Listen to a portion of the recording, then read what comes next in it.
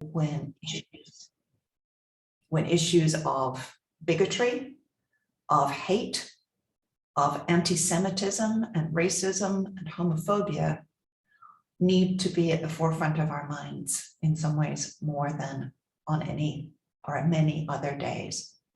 And of course, there are systemic and philosophical links between the horrors of the Holocaust and between the growth in contemporary anti-Semitism and Holocaust denial and neo-Nazism, and the issues around race and racial inclusion and racial justice and violence that we will be addressing in this speaker series. And with that, and thanking everybody for being here, thanking Dr. Patton in particular for being our guest, I'm delighted to hand over to the Director of our Office of Diversity, Equity and Inclusion, Stacey Davidson. Thank you, Nicola. And I'm going to toss it over to Karen, and then she'll toss it back to me. Thanks. That's the game. Thank you, Nicola, and welcome everybody to our speaker series for President Pitchford's inauguration. Our subcommittee was tasked with designing a program that centers, amplifies, and expands Dominicans' work in the areas of social justice and community engagement. There's going to be a series of events this semester to engage in leading up to the inauguration that are centered on learning, reflection, and service to build community. I just want to thank the members of the subcommittee, including Stacey Davidson, Denise Lucy, Sister Margaret, Jessica Jordan, and Paul Raccanello for all your help. We do have upcoming events for Diversity Action Group. Our meeting, first meeting of the semester is February 4th at noon.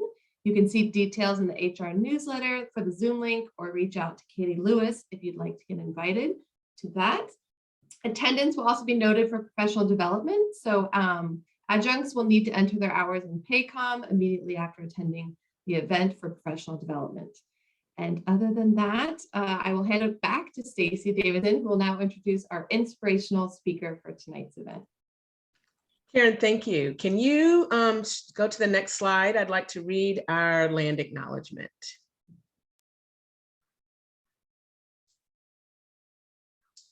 At this time, I would like to read our land acknowledgement statement that was developed in cooperation and collaboration with the Coast Miwok Tribal Council. Dominican University of California in San Rafael occupies the unceded ancestral land of past, present, and future Coast Miwok people and the Coast Miwok Tribal Council of Marin. We wish to acknowledge and respect the Coast Miwok, this land's original stewards, and honor this stolen land named Awana Wish, red ochre baskets. We acknowledge that Indigenous people had and continue to have a deep and sacred relationship with this land, and that the taking of this land was violent and destructive.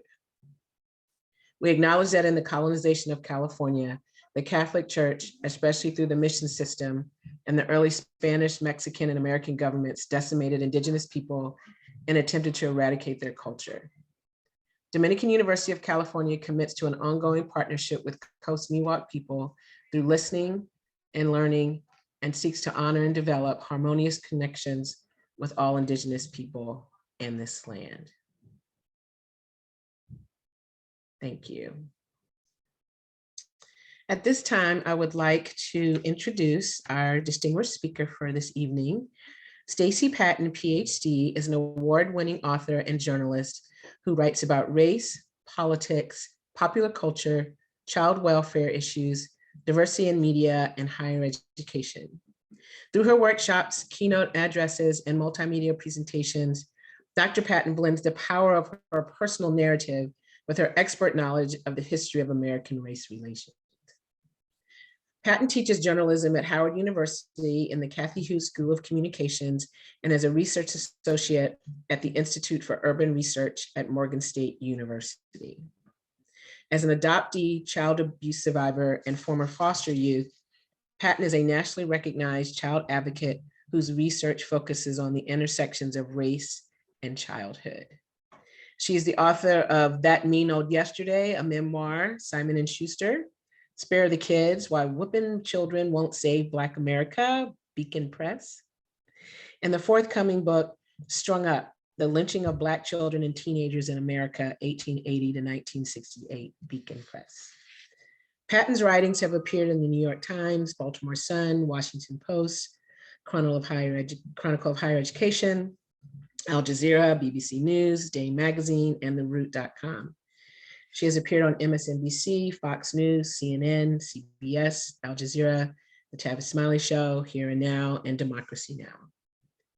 She has received reporting awards from the William Randolph Hearst Foundation, Scripps Howard Foundation, New York Women in Communications, National and New York Association of Black Journalists, the Educators' Right Association, and she is the 2015 recipient of the Vernon Jarrett Medal for Excellence in Reporting on American Race Relations. The American Professional Society on the Abuse of Children, the American Professional Society on the Abuse also bestowed her with the Outstanding Service and Advancement of Cultural Competency and Child Maltreatment Prevention and Intervention Award.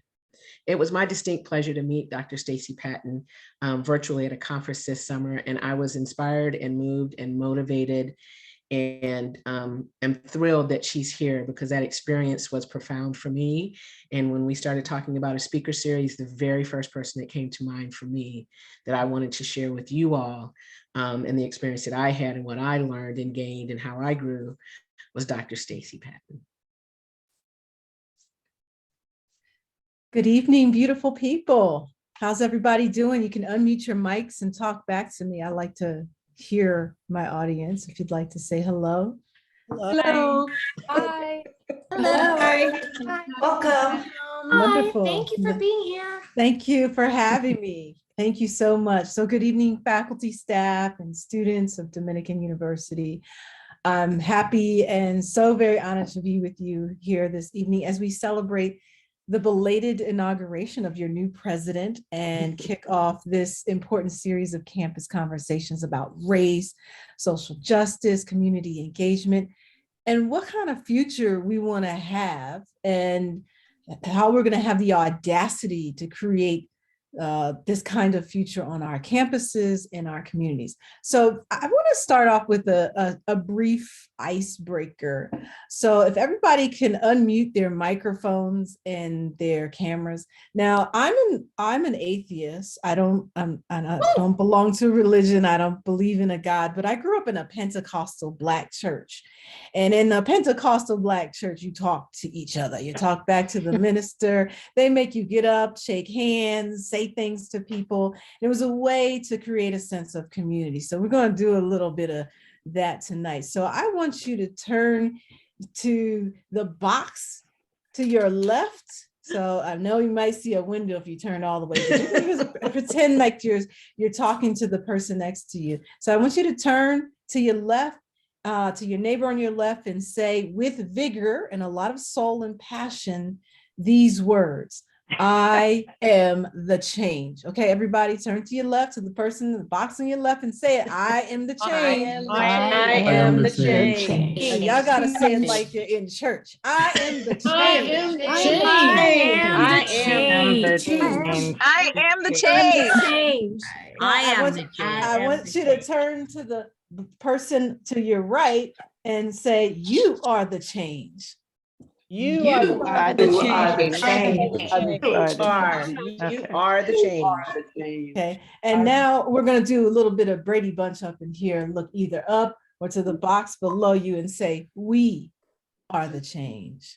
We are the change. We are the change. All right, now give yourselves a little hands for that. Okay, so my brothers and my sisters, we are facing troubling times. A raging pandemic whose end is uncertain. There's racial turmoil, a citizenry that is rife with discontent. There are folks who want to make America great again, and BIPOC people, we know what that's code for. And so many people in their day-to-day lives are experiencing feelings of powerlessness and uncertainty. And so I have to say that you are so fortunate as a campus community to have a leader who understands the urgency of this historical moment, who is genuinely committed to service learning, to building meaningful connections between the campus and the community. And she understands that our country's demographic population is rapidly diversifying. And so this means that colleges have to empower and equip students who can apply their knowledge to help heal and empower communities. So your educational experience and achievements isn't about just preparing ourselves, our students, to become elitists. It's not about having them escape from hurting and disenfranchised communities. It's not about us leaving them behind. So many universities are increasingly having conversations about the role they must play in developing a more engaged and effective citizenry at both the local and national level. So we've got some important questions we've got to ask as we're doing this work. How do we exercise leadership in tough times? How do we strengthen our democracy by finding and nurturing our own voices and the voices of others who've been muted? How do we model civil discourse amidst so much misinformation and disinformation and political partisanship? How do we engage students in practicing the skills that they learn in the classroom so that they can build in environments of meaningful engagement with differing experiences? How do we make equitable participation and achievement? How do we connect scholarly research to communities instead of academic silos and echo chambers?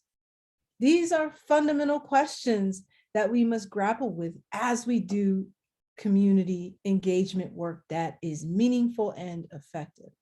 So I teach at one of the oldest HBCUs in America, Howard University, established in 1867, just after the Civil War and the emancipation of nearly 4 million enslaved Black people. We have an open campus. Our motto is excellence in truth and service. And that motto is woven throughout our academic, student, faculty, research, and community service programs.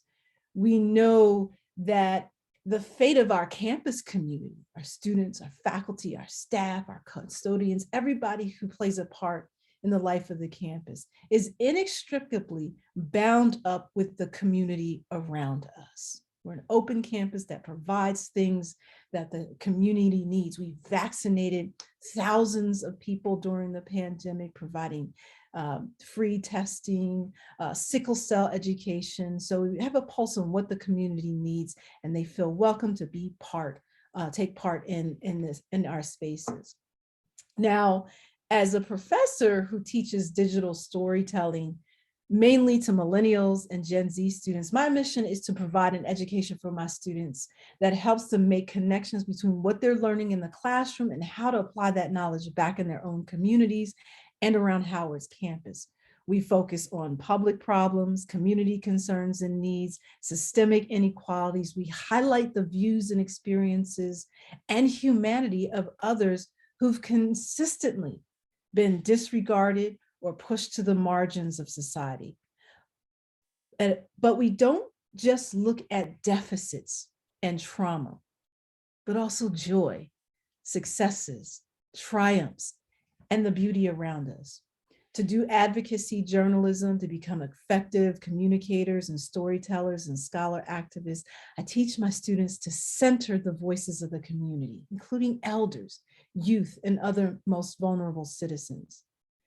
But I have to tell you, I've learned over the past few years that I can send my students out into Howard's community or in their own neighborhoods to capture the essence of people's voices and perspectives, or to become grassroots activists. But there's often some healing and restoration work that I have to do first with my students in the intimacy of our own griot circles, right in our classrooms. So in the classroom, I empower my students by healing and rebuilding them first, helping them to find their voice, urging them to take up space, nurturing a healthy sense of entitlement and belonging so that they can pour it back out into the community. Step one to effective community engagement is to heal our students on the inside so that they can empower themselves and others on the outside. So this evening, I'd like to take you on a journey to show you what this looks like, what it sounds like. And I'm going to do something a little bit different. I'm going to incorporate a lot of visuals this evening. a little bit of social media, and some digital stories to really bring home the point about elevating and centering people's individual narratives. So are y'all ready for this journey? It's kind of quiet up in here. I don't think they're ready for it. This does not sound like church. Are y'all ready? Yep, we're ready. You ready? We're ready. Bring it, Stacey. All right. Okay, let me get my slides up here for you. Okay, I'm going to share my screen. Okay. Okay, give me a thumbs up if you can see my screens, or amen even, that's fine. Okay. All right, so I'm going to talk about the power of storytelling, what that looks like in the classroom and in the community, what that looks like as someone who's a scholar activist, and how it's really about empowering the voices of others.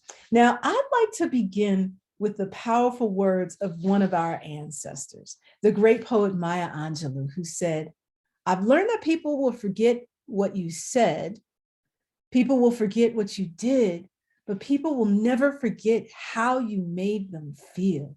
So what does this have to do with storytelling and community engagement? So a great story captures people's attention.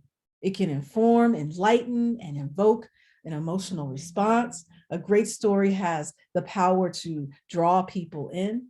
I tell my students that a well-crafted story illustrates, it educates, it makes you feel something. And my students often ask me, "Dr. P, what should I write? What story should I focus on? What should I cover? What should I film?" And I tell them that as an educator, my job is not to tell you what to think, but to show you how to think. And I tell them to produce and write and create stories that make your heart beat fast. Write what feels dangerous. That's how you know that the story that you're telling has the power to disrupt and change something.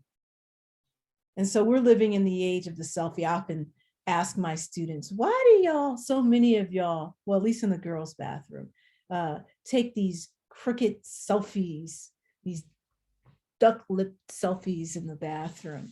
So here we are in the age of the selfie, but people are craving something that speaks to them personally, to their personal needs and their goals. They want real, candid moments from everyday life, moments that speak to their human experience, authentic imagery that taps into the passions and emotions of your audience so they can see something of themselves, turning themselves ultimately into advocates of the story that you're trying to tell, either your own or of the community.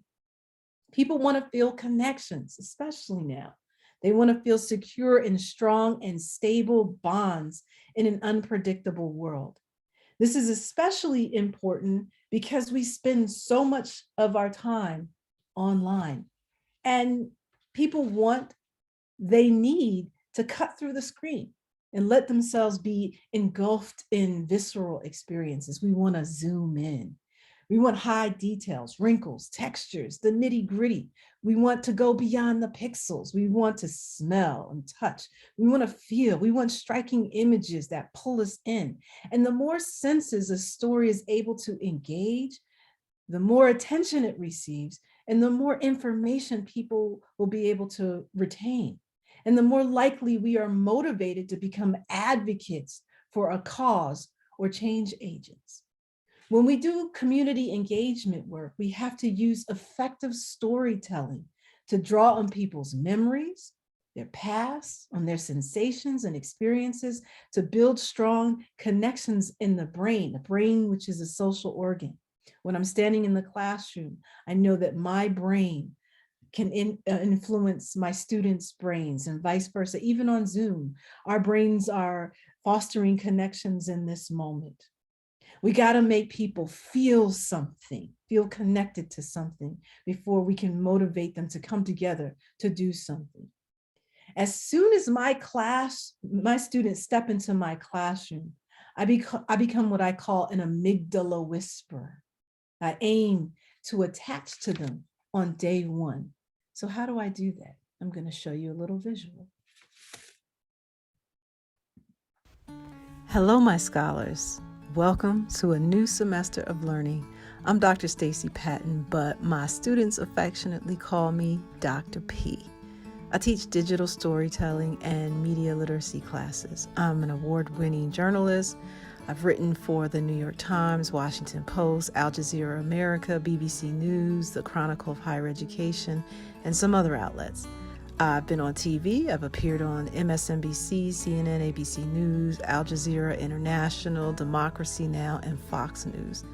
I've also written 2 books, and I'm working on another book about the lynching of Black children during Jim Crow.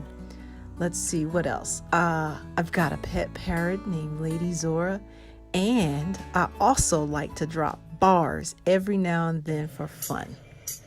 I'm Dr. P, I got students galore. You might have a lot of students, but I got much more. My students don't snooze and they don't snore. My classes stay lit, they're never a bore. Y'all gonna swim, ain't nobody sinking. I'm a teacher all about critical thinking. Now what to think, but how to think. Read between the lines and find the common links. Yeah. So my career in journalism got started when I was a 12-year-old paper girl for the Trenton Times newspaper. I got up every morning at 6, delivered the news to 100 customers in my neighborhood. Then years later, I attended Johns Hopkins University, studied journalism at NYU, and earned my PhD in U.S. and African American history from Rutgers University. While I was in college, I got my first reporting job for the Baltimore Sun. Then I was a Metro and features reporter for the Washington Post. After that, I was a senior enterprise reporter for the Chronicle of Higher Education, where I covered graduate students, faculty life, and diversity issues. My biggest story ever for the Chronicle of Higher Education was a piece about the rising numbers of people with PhDs on food stamps. My most viral and controversial story ever was a piece for the Washington Post about the infamous Baltimore mom who beat her son during the Freddie Gray uprising in 2015.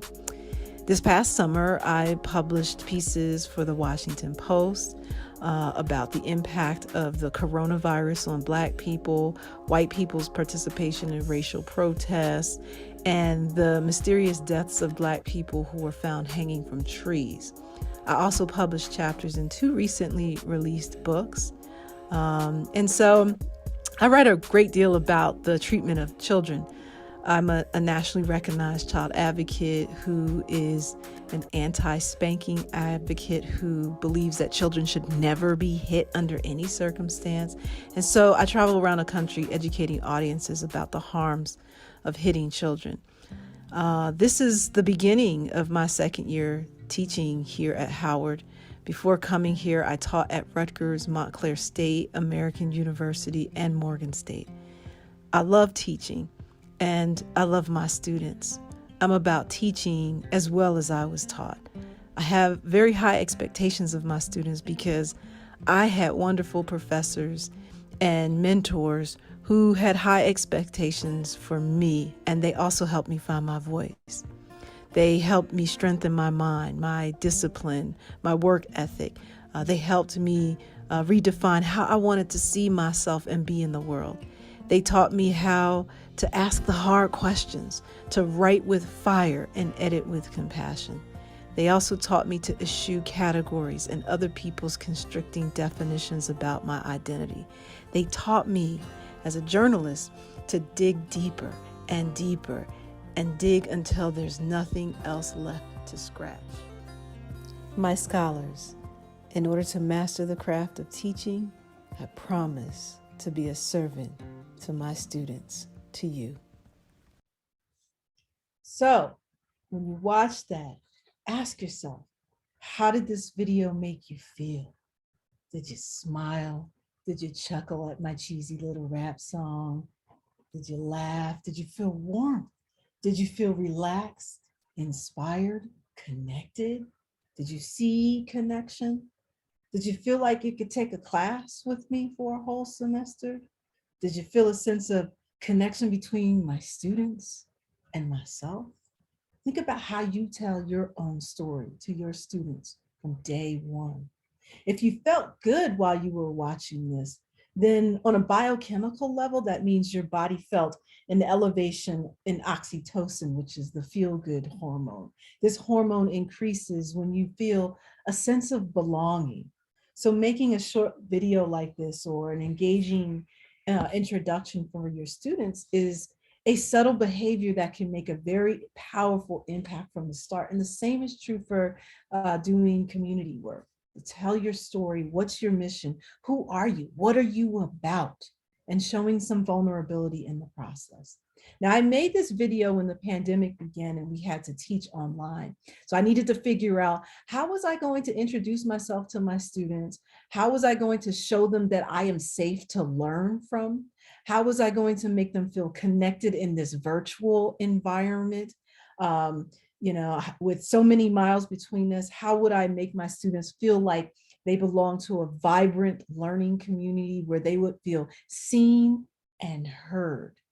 I wanted to show them that I'm a whole person, that I'm a human just like them, that I'm real. I wanted to give them a sense of my personality, my history, my own story, my mission, and how caring for, nurturing, empowering, and yes, even loving students is absolutely central to my work as a scholar activist, as a teacher, as a child advocate, to my life's mission.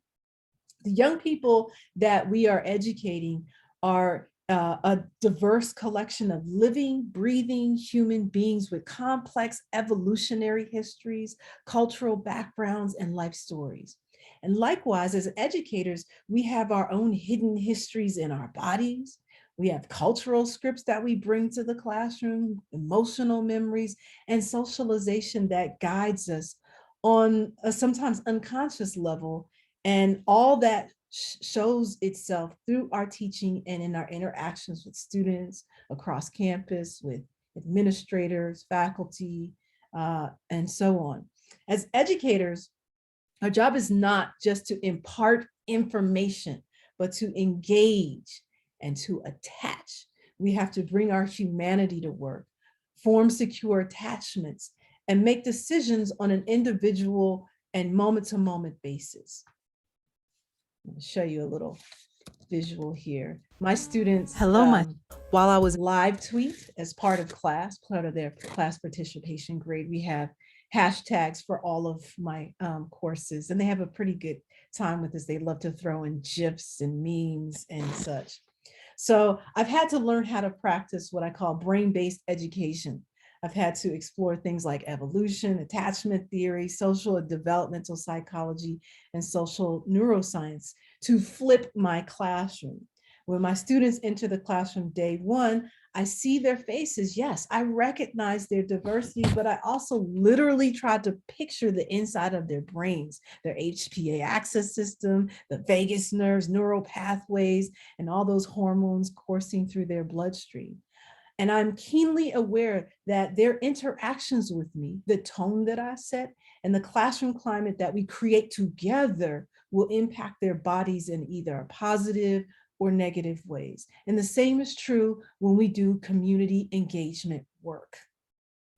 I've learned that the brain, as I said earlier, is a social organ of adaptation. It has adapted to evolve, to interact, and learn how to navigate different environments for the sake of survival. As a social organ, the brains of humans have evolved to be linked to and learn from other brains in the context of emotionality and significant relationships. Okay? Our social brains are regulated by a whole matrix of relationships and guided by the realities of day-to-day survival. So what does this mean? Students' ability to learn is regulated by how they are treated in the world, at home, in the classroom. They read and react to other people's behaviors and emotions and attitudes. This is hardwired into their brains, and we are all wired to connect, to attune with, resonate with, and learn from others. If students don't feel safe to learn from you, their brain will shut down. Your brains are linked together with your students, and you have the awesome power to impact and heal the brains of others. So successful teaching and connection in the classroom so that students could get prepared to go out into the world and do community engagement work is a neurobiological process whereby you can help optimize what we call the plasticity of your students' brains and build new neural structures, including in students with histories of trauma. And there's all this research that shows that brains grow best in the context of supportive relationships and low levels of stress. Secure relationships with students not only trigger brain growth, but also serve emotional regulation that enhances their learning. Here's another live tweet just from the first day of class this semester, which was last week. This student is in my multimedia storytelling class. So when students come to class, they enter with brains already shaped by their families, their neighborhoods, and cultures. And early childhood that teaches the lesson that the world is a dangerous place, that you can't trust anybody, that there is no future, that they don't have a voice. These will not build a brain open to either teachers or to new learning or to go out into the world and take risks and build community with other folks.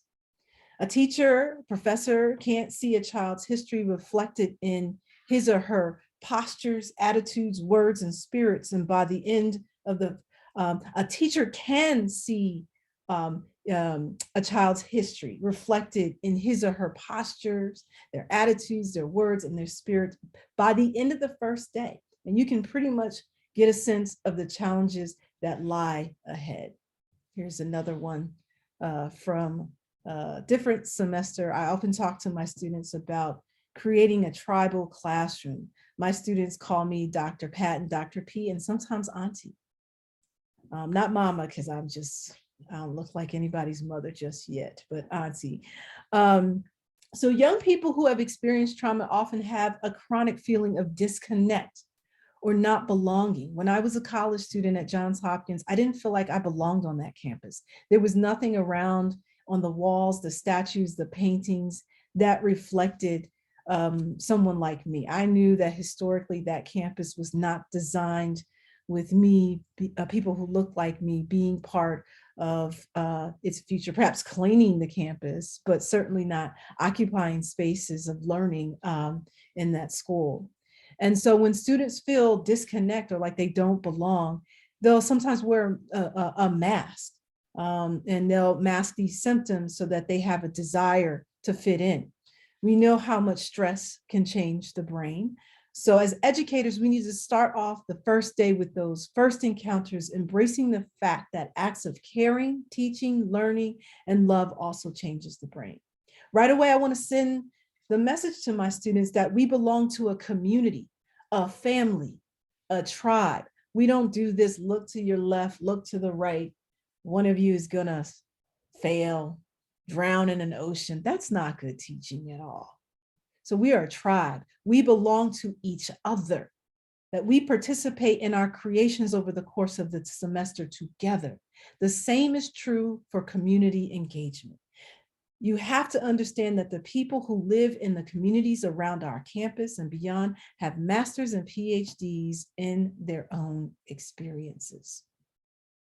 I've learned as a college professor that in order to master the craft of teaching, I have to remain a lifelong humble student myself. And there have been times that I've had to scrap my entire syllabus and meet my students where they are in order to get them to grasp journalistic principles, storytelling techniques, and such, before I could get them to practice the art of stepping into other people's skin, to interpret their experiences accurately and authentically. I had to get them to become unafraid of their own voices, to reject old scripts about their place and possibilities. All those messages they heard while growing up, that children are to be seen and unheard, speak when spoken to, answer when called, don't question authority. None of this, none of these old archaic lessons about young people make for good critical thinking and storytelling. And it makes for awful journalists.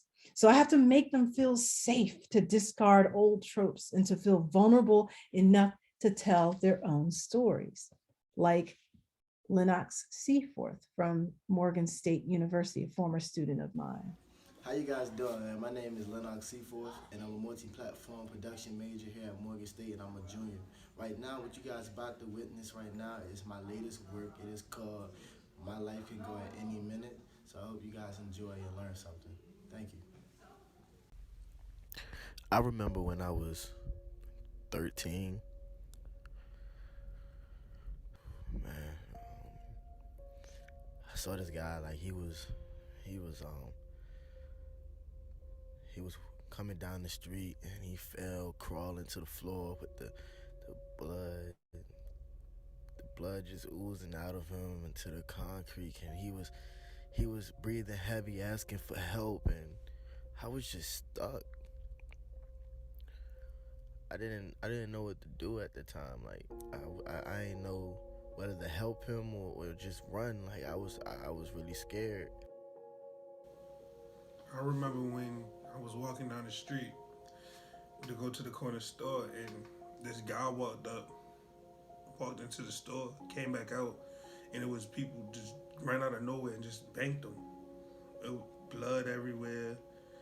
He got up crippled, not crippled, but like stumbling, and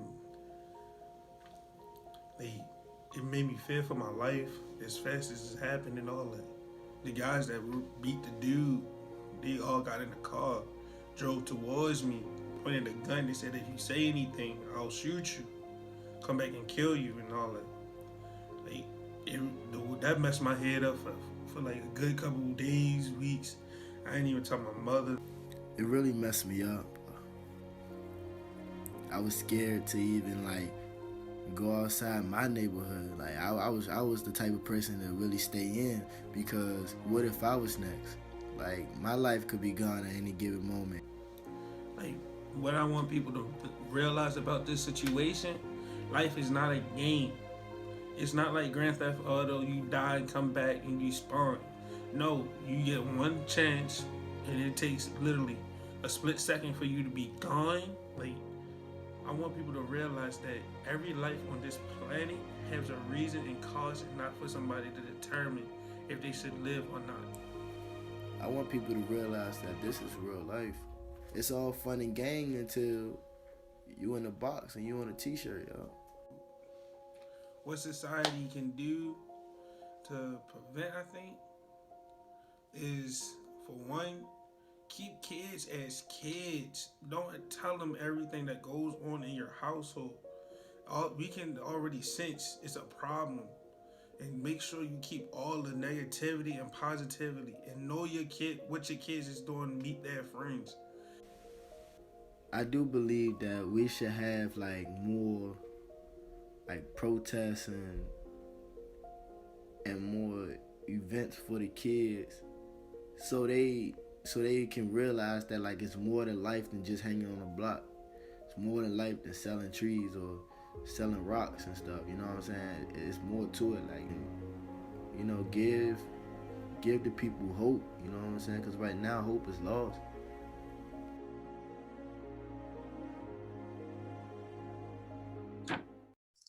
Lennox Seaforth had come to Morgan State to save his life, to create a different kind of future than so many young people in his neighborhood whose voices will never be heard, whose stories will never be told. And he had never told this story before until he came to my class. And this was done with a cell phone and free editing app. He had never used his cell phone before to create and edit content like this, to put music and captions and emotion to his voice and to his experience, to feel seen and heard, to control the narrative, to show vulnerability in a world where young Black men are often seen as void of a full spectrum of emotions. Today, Lennox is now a digital content producer and volunteers in East Baltimore in a Safe Streets homicide prevention program. Now, I always tell my students to multiply themselves by 5. So Lennox took all that digital storytelling skills that he learned in my class in 1 semester with me, and he runs his own summer boot camps, digital storytelling boot camps with boys in East Baltimore. Next little piece How you here. guys doing? So the great writer, another ancestor, Zora Neale Hurston, has this famous quote where she says, if you are silent about your pain, they will kill you and say you enjoyed it. So I kind of play off of her words a little bit. And I tell my students that if they don't get out of crooked selfie mode, if they don't lift up their eyes and become awake and conscious about what's happening in their neighborhoods and in our country, if they don't use their voices and turn their cameras outward to capture the stories of their families and communities, then they will erase us from history and say that we enjoyed it. I'm not afraid to tell my students that the work that we do is deeply political and it is also ancestral. I remind my students at both Howard and Morgan when I taught there that the majority of African Americans who were born, lived, and died in this country starting in 1619 and beyond never had their picture taken. They never had their voices recorded. There's no visual evidence that they ever even existed. It was illegal for them to read and write, to learn, to create, to resist. And today we have cell phones and all these apps and tools at our fingertips, tools to disrupt, to change, to call out, to indict systems, to write ourselves into history in undistorted ways and without permission, to work the work that our students are doing with these stories and with these tools is deeply political. More importantly, especially BIPOC people and LGBTQIA students, we have to teach these young people to see themselves beyond deficit narratives as people who are doomed to victimization, who have no agency, who are trauma bonded to oppression. I try to help my students see the beauty and the joy in their own lives and within themselves, and to find and uplift those stories in their communities and to connect to their environment. Like Olivia Green, who is currently a junior at Howard. Today I went on a hike. I try to escape to this spot every once in a while, welcomed by the cracks in the soil of dry, seismic California. The hills welcome me, and I try to be careful to listen to the whispering grass and to the scurry of salamanders and to the fading sirens and engine revs as I walk up and up. Every once in a while, I stumble and my foot will snap a twig on the trail that causes something small to run and burrow. I apologize for my noise. There aren't many other signs of humanness here other than an abandoned surgical mask and a faded can of Coke in the brush, but I make sure to leave no trace other than my shoe prints in between horseshoe tracks. I thank the hills for having me, the sun for welcoming me forward to the incline pushing me up and up. I thank this tree that looks like she knows much more than I do, and I thank the fungi that seem to always glow. I thank the view, but stay with me, it gets better. Up and up to the valleys of bovine fens and the gifts they leave behind, and to the first poppies of the season, a reminder that spring always gets here eventually. The trail snakes around these hills, forcing my consciousness to move with it, up and around, towards the cityscape and the skyline, the Bay Area bridges, marvels of industrialism reflected in the hills that man could never take credit for. I sit next to this poppy as it waves in the wind that at this elevation begins to drown out the sound of the moos and the tweets of scurrying birds. It whips around me as the sun keeps me warm. Still I climb up and thank the hills for pushing me this high and for granting me peace, surrounded by the bustle below. I thank them for letting me escape. Olivia Green is a student who grew up in a culture and a family where she was supposed to be seen and unheard. And she scratched out her poetry in the silence of her room. And so we got past that fear and shyness in one semester so that she could pick up her camera and take these pictures and capture sound with her phone and put it all together so beautifully poetic, and has a whole portfolio of work like this. And it was so good that the managing editor of the Baltimore Sun newspaper noticed her, called me up and said, I need to have this student of yours in my newsroom for the summer. So she spent all last summer telling the stories of people in Baltimore City on the pages of the Baltimore Sun without leaving California. Ladies and gentlemen, I still to this day have not met my student Olivia Green in person, but this is the power of, storytelling and good teaching to get a student to embrace their voice. Now, so after we spend some time doing some healing and restoration work, getting students to be vulnerable and seeing the beauty within themselves and the beauty in their environment and other people, I'm ready to send my students out into the community, into community spaces to get a pulse on what's happening, about the concerns and needs and profiles and accomplishments, to see who's missing from the mainstream news coverage, who's overlooked, who's doing the community work, who's fighting for safer streets and for food access and better transportation and trying to clean up the environments. Because a lot of times you hear people saying that we're not doing anything, that there is no activism. It's there, the stories just aren't being told. And so before I send my students out, I'd like to show them this clip from a documentary on the Ferguson uprising on what failed community engagement looks like.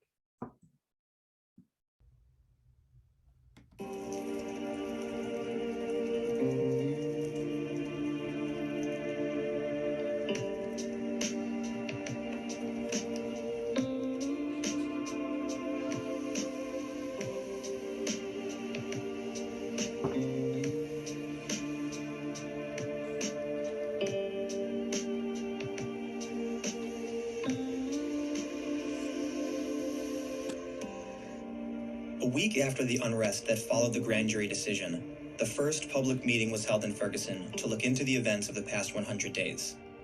Called the Ferguson Commission, its 16 members were appointed by Missouri Governor Jay Nixon to examine police conduct and community relations. It was a belated attempt to address the concerns of citizens seeking accountability for the deadly use of police force. But today, the bureaucracy offered another injury: boredom. My academic career has been focusing on urban research, urban development. Most of you have heard the expression from Rodney King, can't we all just get along? I would simplify that and say, can't we all just talk? One thing that I think is wrong that I just learned, I'm older than Chief Ison, but he's retired now and I'm still working. So I never had the opportunity to do this in front of a microphone, so I'm going to say hi, Dad.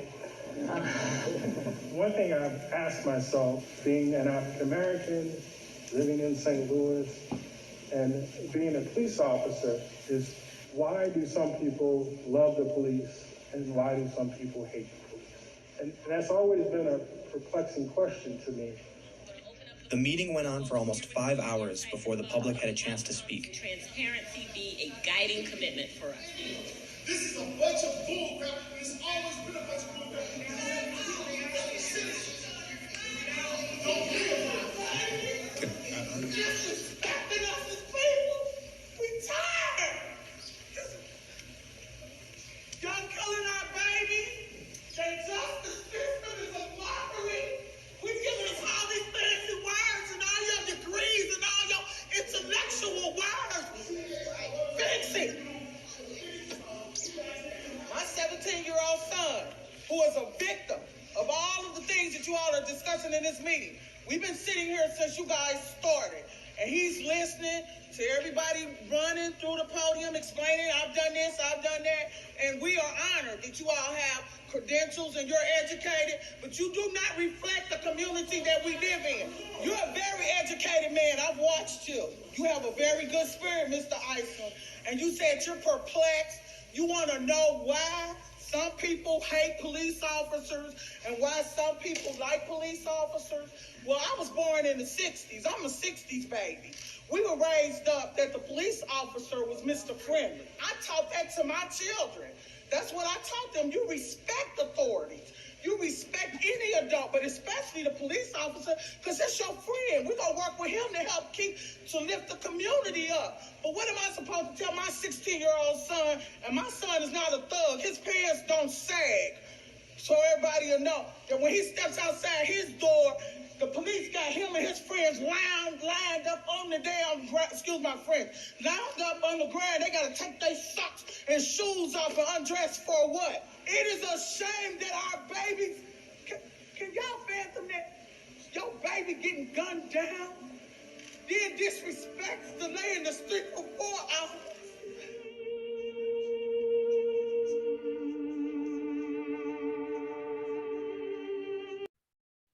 In this clip, we saw a lot of power from the woman once she was allowed, a member of the community once she was allowed to speak. But in this clip, we saw a top-down approach to community engagement. Leaders and experts who were appointed, academics who bragged about their degrees and expertise, but they did not have a pulse on the community. They were outsiders and transplants who saw this hurting urban community as a place for them to study, to gather data points, to use for profit or to build their own academic profiles. As a scholar activist who does work around child welfare and educational issues, I believe that the communities I enter should walk away with more from the relationship than me. Otherwise, this is not community empowerment, it's community appropriation. I've taught at a number of research universities in the past where scholars get huge research grants to do community work, but the bulk of the money from the grants stay with the university and peanuts are given to the community. So how does the community benefit? Who are you centering in these stories, in the research? Who is walking away with the most benefits in these community engagements? The elders, community partners, the youth? So are you creating educational experiences that move beyond the classroom and research into actionable engagement and transformations of communities? Do you really want to change and transform these communities? Or do you just want to study them and profit off of them? Publish books, get the next grant off of them. Just like our students, we've got to meet people in the community where they are at and start with honesty and genuine connections. Just like I humanize and center my students who sometimes have not been before, I have to do this in my community work, in the churches, in the barbershops, the hair salons, in the schools, in the parks. I listen, not to profit or to exploit or for the sake of research. I listen to their dreams and heartaches so that their heartaches become their dreams.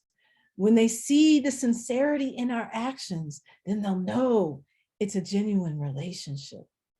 We have to extend our vulnerability to our students and to the people in our communities. That's an even exchange. And once you do this with students, they'll take all kinds of pedagogical journeys with you. And the people in our communities will trust you to help them tap into their own intelligence, strength, and courage, and their dreams. And then they'll see that they have the agency and the power to transform themselves and their communities. I want to tell you one more dimension to this work. I have something called the Digital Boss storytelling workshop series. Now, boss is not spelled B-O-S-S. It's boss, so you have to say it a certain way, boss, spelled B-A-W-S-E. So when the pandemic began, I noticed that so many people were feeling isolated, alone, depressed, and yearning for connection. People had lost their jobs, social connections. They had all kinds of feelings that they needed to tap into. They yearned for a sense of community. They wanted to tell their stories, to feel heard, to share, to feel something, as Maya Angelou said. They wanted to feel something different and special. So here I am, a journalist, scholar, activist, digital storyteller with these skills and tools and knowledge that I could share with a broader human church. So what if I could give people the tools they needed to tell their own stories, to capture stories in their own communities, to process grief and loss, to capture joy, to change the way they teach in their classrooms, and to capture love, even in troubling times. How could I use the digital space, Facebook, Zoom, Twitter, my cell phone, free mobile editing apps to unite an entire community of people? It's through my digital storytelling boot camp. So twice a year for 8 days, I bring together 300 people on Zoom. We meet every Sunday evening for 3 hours to create digital stories. These are folks from all racial and ethnic backgrounds, all walks of life. They live all over the United States, and some folks connect from different countries. The workshop is absolutely free. I get nothing out of it except the joy. It is my service to community. And in this space, all these beautiful people get transformed into timelessness and self-discovery. They get to see themselves in bold, vivacious color, and they see parts of their inner selves that they never knew existed. I'm going to show you some of that now. Are you ready for this? What are you? So I just got up this morning. It takes me about 2 or 3 days after our digital media class to recover. We're working on our project, our final project, and I don't want to do it. This morning I woke up and before I got out of bed, I thought, maybe I just won't do it. Reflecting on our class, it hit me. We are the story. This class has unfolded and we've evolved. That is the story. And that was the conversation on Sunday, is how we're all stepping into a different part of ourselves. So I don't know how it's going to come together, but let's see what happens. From creating my first website to posting my first blog, there's the one I'm the most proud of. Schools have closed. To the one where I learned more about my family, my legacy, my life, and got to share with my family. To the one I never shared with anyone. As a community of storytellers, we have moved through time to teach our students and name our mile markers. We've walked our city only to find egregious cootie caverns masked as outdoor dining, but also to discover ourselves in the oasis of our backyard. We have used our Harvard degree to look for a job. We have celebrated life and mourned deep losses. We've talked to our ancestors and have asked questions that have lingered without answer in our hearts. What emerges from our stories over and over is the strength to share, the strength to be vulnerable, the strength to let our light be seen. Day comes, we step out of the shade, aflame and unafraid. The new dawn blooms as we free it. For there is always light, if only we're brave enough to see it, if only we're brave enough to be it.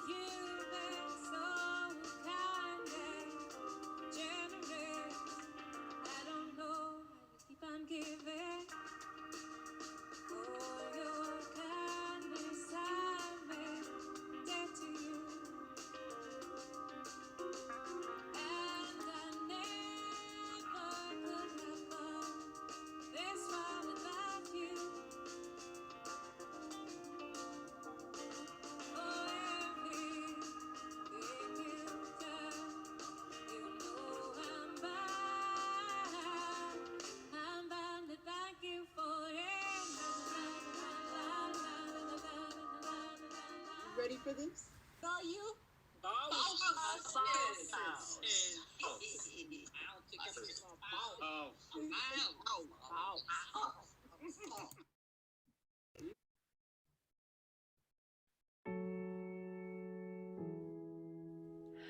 I've been working on finding my voice for at least 6 years. Because I want to talk about race from my perspective as a white person to other white people, it's difficult because we don't like to talk about race or politics. So I've been reflecting on some advice that Dr. Patton gave us this week. The first item was kick everybody out of the room. And I thought to myself, well, if I kick everybody out of the room, will there be anybody left to hear what I have to say? And I realized that over the last 6 years, the people that I have connected with, I've connected with them because I've shared my personal experiences and my personal thoughts, and that's what they've connected with. And I have to stop worrying about the people that don't want to hear what I have to say and then won't connect with me. And that's been a really good realization. And I do want to add that as a 59-year-old, it's a heck of a lot easier to not worry about what other people have to think. I just wish I had come to that realization a lot sooner. The second thing that Dr. Patton spoke about that I've been reflecting on is writing for the ancestors. And at first I thought, oh, that doesn't really apply to me because her ancestors and my ancestors are not the same ancestors. And then it hit me, that's exactly who I should be writing for and because of. And the more I think about them, the more questions I have to ask them. Like, why did you let this go on so long? I mean, how could you let it happen in the first place? Were you an overt or a casual racist? What did you do to try to stop it? And it also hit me that if I asked those questions today, I'm probably gonna get a lot of the same answers. Like, I wasn't racist. I didn't even know any Black people or Asian people or people of color. So how could I be racist? And I see and realize that we've got a long way to go. So I am going to out my ancestors by learning and writing about and talking about that history that I wasn't taught in school. I'm going to continue to ask these questions to others and myself. I'm going to continue to explore current policy and those people that are trying to make new policy. I'm going to continue to listen to my young adult children who have fresh ears and brains and are way smarter than I am, and I'm going to share what they have to say with people of my age. And I'm going to continue to ask these questions over and over again because every day I know I'm learning more, and I also know that there are more people listening to what I have to say than were listening 4 years ago, and that brings me hope.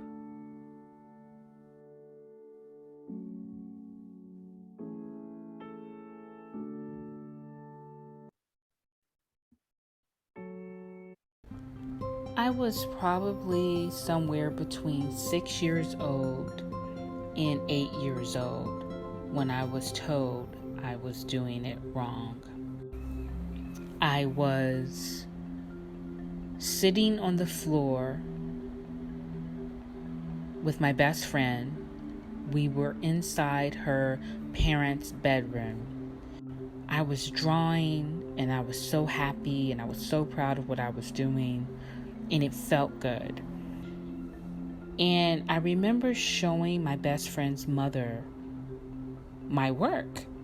And I was really proud of it. And I just knew she was going to love it and say something nice about it.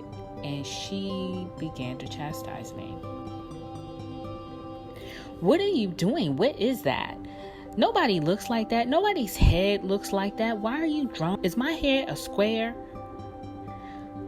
Start over. And I don't know, like I just remember going from joy to like humiliation. At some point I became convinced and began to say out loud to other people and to myself that I could not draw, like that there was no possible way that I would say that I could not draw a straight line. This is what I would tell people. It's important to realize that I really needed to prepare myself mentally to take this drawing class. I mean, because I knew that the last time I took a drawing class, I quit after 1 or 2 sessions. And I didn't want that situation to repeat itself. Do my best, and that even if I wasn't very good, that I would at least give it my best try, and that I would finish the class no matter what. It's been 10 months since I started my first drawing 101 class. And now I practice every day, at least 1 hour a day, consistently, and I've gotten much better It's the greatest gift that I ever gave myself.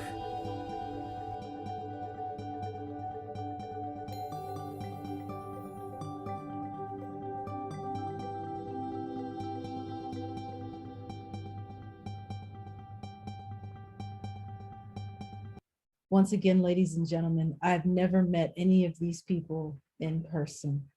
This was all done during a pandemic, all over Zoom with cell phones, video editing apps, and lots of patience. Beverly Aarons is 73 years old.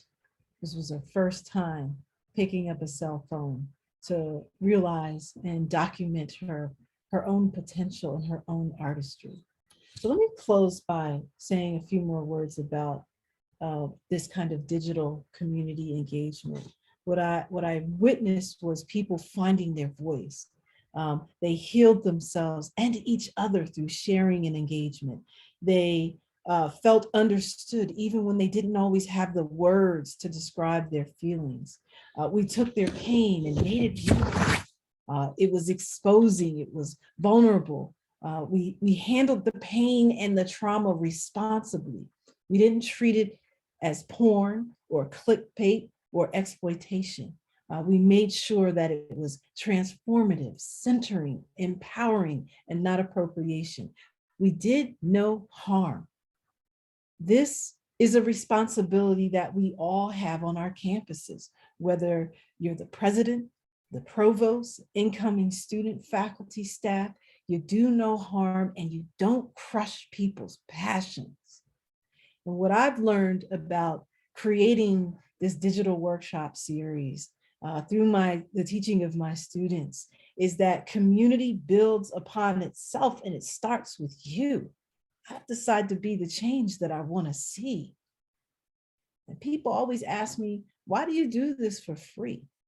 Well, because when you have a voice, when you have tools, when you have knowledges and resources, when you know how to put sentences together, it's a deeply political act. And to be able to teach somebody else to do those things is a deeply political act.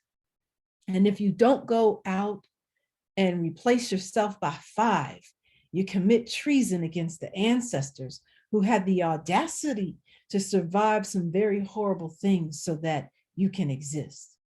And we have to be fearless and radical, especially in this moment. Our teaching must be radical. Our research must be bold and radical and push boundaries. We have a duty to tell stories and histories from the bottom up, not the top down. And so many scholars, I realize this, are feeling afraid to do this work because of attacks on things like critical race theory and efforts to whitewash history. But this is an opportunity for us to identify the fear, the control, to find opportunities in the storm. And realize that so many of our students and our staff come from these hard places, these non-resource laden, unprotected communities. This is what they're facing in their everyday lives. And so you have a choice to make. You can reconstruct the academy so that it serves a broader human church, but it's going to take a lot of courage and sacrifice. And so I want to leave you with the words of yet one more literary ancestor, Toni Morrison, who told us that this is precisely the time for artists, for all of us to go to work. This is no time for despair, no place for self-pity, no need for silence, no room for fear. We speak, we write, we do language. That is how civilizations heal. And with that, ladies and gentlemen, I thank you for giving me the opportunity to share with you this evening. And I hope that this has inspired you and that you've taken away some useful things that you can apply in your classroom or your respective perches on campus and beyond.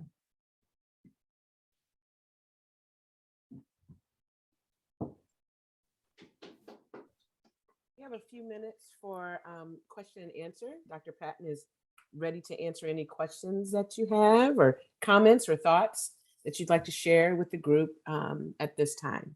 We'll spend some time on that. I have a question, but I'll wait my turn.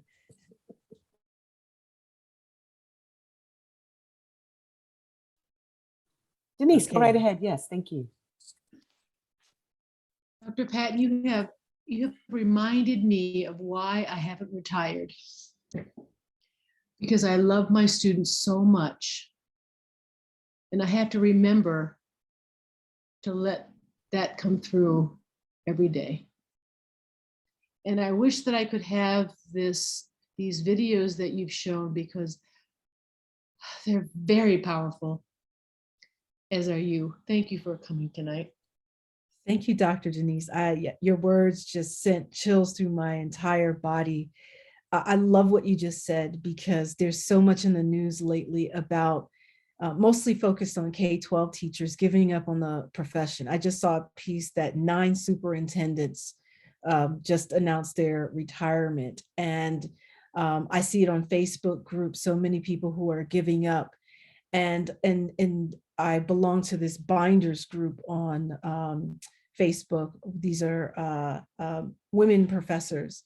And I'm starting to see some of that sentiment trickling up to higher ed. And I'm thinking, no, this is exactly what they want to happen. They want us to be de-energized. They want us to stop producing scholarship, to stop investing in young people, especially at the precisely the time that our demographics are changing. What better way to disable a future generation of young people than to take away their teachers and their educators? And so what you've just said is so powerful, because I do the exact same thing, Dr. Denise. I remind myself that I love my students. I remind myself that I am here, a former foster kid, case number KC114343 from New Jersey, because educators came out into my community and tutored us, right? An educator told me, you can go to boarding school, you can get a scholarship, you can improve your chances to go to college. It was my teachers and my professors who helped me stay alive, and I'm not being hyperbolic when I say this. And so we have to, as a profession, find a way to re-energize teachers and professors at all levels. So I really appreciate you saying those words. And I'm happy to give the PowerPoint presentation to anybody who wants it. I'm happy to share.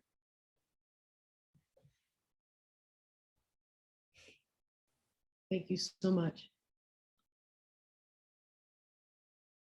Other questions, thoughts, feedback, testimonials? Okay.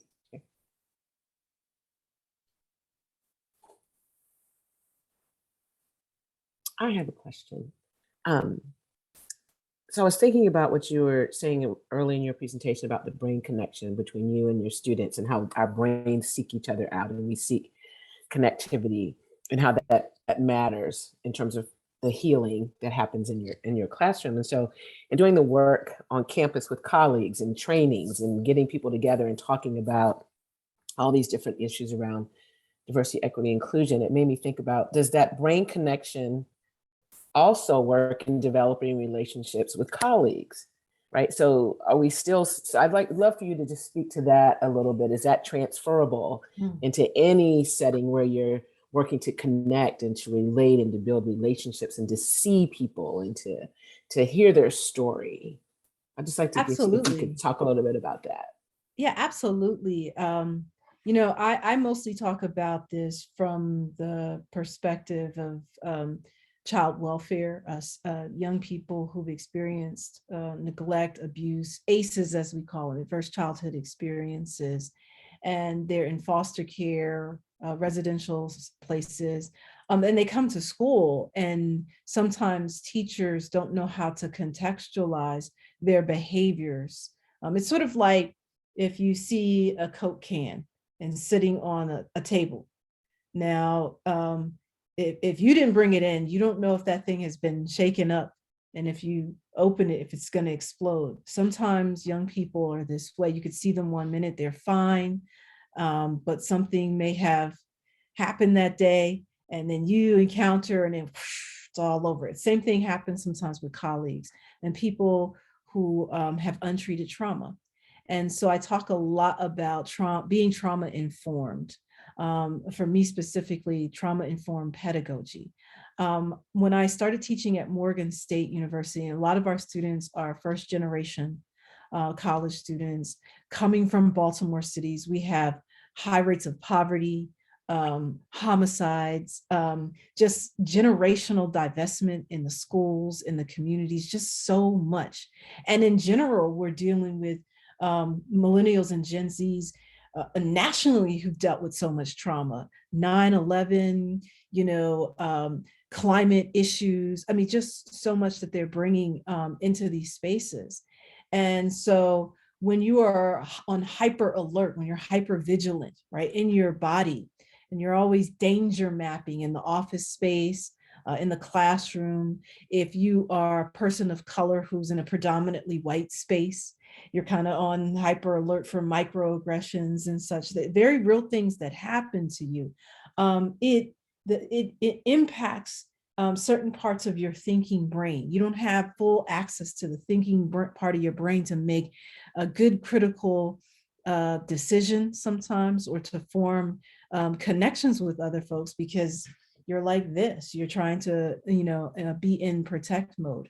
And when I started teaching at Morgan, I started seeing increasing numbers of students coming in who couldn't sit still, who couldn't focus. And then I taught with mostly boomers. I was the youngest faculty member, and I'd sit at the faculty meetings, and there would be all of this complaining, like, oh, these kids today, they just want to be on social media. They're lazy. They don't read. They don't do just like lots of complaining. And I would say, no, there's something else going on here. And it's neurological, it's trauma, it's digital addiction, which is, changing the way people's brains develop. And the more I started getting into the neuroscience, I started to see how this was playing out in the learning space and between colleagues, their inability to be receptive of information. It doesn't help that in our media culture, we're seeing so many people who can't talk to each other, who can't listen to each other. It's just trauma.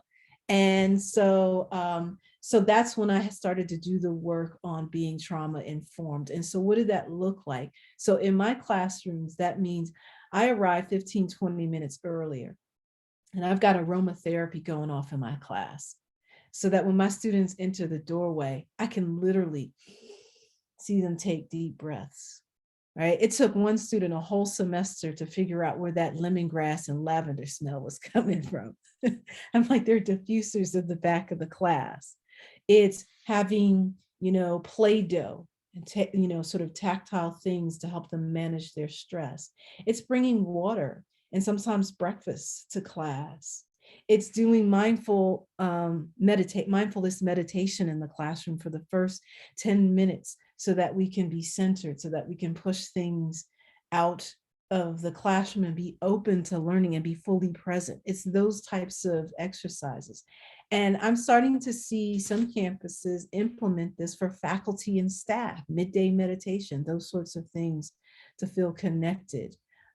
Stacey, I don't know if that answers your questions, but there's a lot of literature, some really, really good books that I can point y'all to that go into much deeper detail to help us understand. So basically understanding people's brains, like when my students do some crazy things sometimes, they'll come in my office and I want to be like, why did you do that? So the first thing I ask them is, how old are you? And they'll say, I'm 19, Dr. P. And like, I zoom in on their prefrontal cortex and I'm like, okay, not complete yet, not age 24 just yet. There's still some synapses still figuring out. And so when I understand the brain, when I get to hear their stories, when I know that there's trauma still locked in their bodies, I extend a certain amount of empathy and grace and know that I have to do some other work before I can get them to get on board with the pedagogical stuff that I need to teach. And with my colleagues, when I see some nasty stuff going on, I step back and I say, I wonder why she does that. I wonder why he reacts that way. And it takes me on a completely different journey. And I start thinking about what happened to their brain, what's locked into their bodies that they inherited while they were in the womb. What kind of communities do they come from? What other kinds of stresses are they dealing with? So when you start from a place of empathy, you react to, other people in a different way and try to get to know their stories and break down those barriers. I love that. Thank you. Thank you. We have 4 minutes. Anyone else? We have a shy bunch here, or maybe it's late. Well, at least it's 10 p.m. here, so. Okay, I have a hand. I know it's really late for you, Dr. Patton. Ariana, please, see your hand raised. Hi. Do you have any advice for any pushback that we might face from the school site when we're trying to create those, I guess, like peaceful rituals, and trying to get the students to unwind and de-stress before we tackle the day? Because sometimes I feel like we're just so focused on content and curriculum and just getting to work right away that it leaves at my site, it leaves no room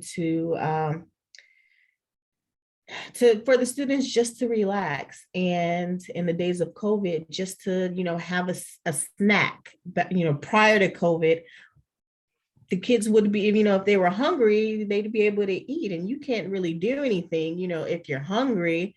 But now we're so like hyper focused on COVID, like, we're keeping them from eating just a small snack just so they could like power through. Or we're just so focused on them just getting to the content and trying to shove as much knowledge in with the time we have, that, we're not stepping back when we should be able to step back and just creating those types of stress-free environments, even if it is for the first 10 or 15 minutes. So do you have any advice on do you have any advice? Thank you for asking that question, Ariana. Are you teaching in a K-12 environment? Yes, middle school, 7th, 8th. Okay, so my advice would be, sometimes you have to make a case, right? Which means you've got to do the research to show the benefits of having well-fed students in the classroom, why it's good for their learning, how it helps them to have full access to their brain, how it helps with behavioral issues, and to make the case to those who are in charge of principal or whoever is doing classroom management type things, to have those conversations and to put a presentation together. So that's sort of my tactic that I use when I want to change a system. I want to change policies and, the way we've always done things, and to have data to say, I would do like a little test. Like if I bring snacks to class one day and, everyone's eating, how many outbursts did we have that day versus day 2 where nobody ate anything and the class was wild? So you start doing little creative things like that to make your case. So your environment a bit better than I do, and who the power brokers are in that space, that you can make this sort of case to. For me as an educator, and I know this is different because I'm in the college space and you guys don't have as much pedagogical leeway and freedom as we do. I just take it upon myself to do things. Again, I create my tribe. And I say what happens in my class stays in my class with my students. So I'm going to extend the deadline for you this time, or, I'm going to, just be much more flexible, particularly in these moments. So I put the health and welfare of my students over policy. Sometimes you just have to do that. And yes, you'll get pushback. But the good thing now is that folks are so desperate to keep teachers in the classroom. This is a time where you can find opportunities to take advantage of, the current situation to create the kind of atmosphere that you want. So I just take it upon myself to establish the type of environment that I want for my students, right? And to have a smooth running classroom, but also one where students feel connected and they can feel, optimized to be able to learn. Thank you.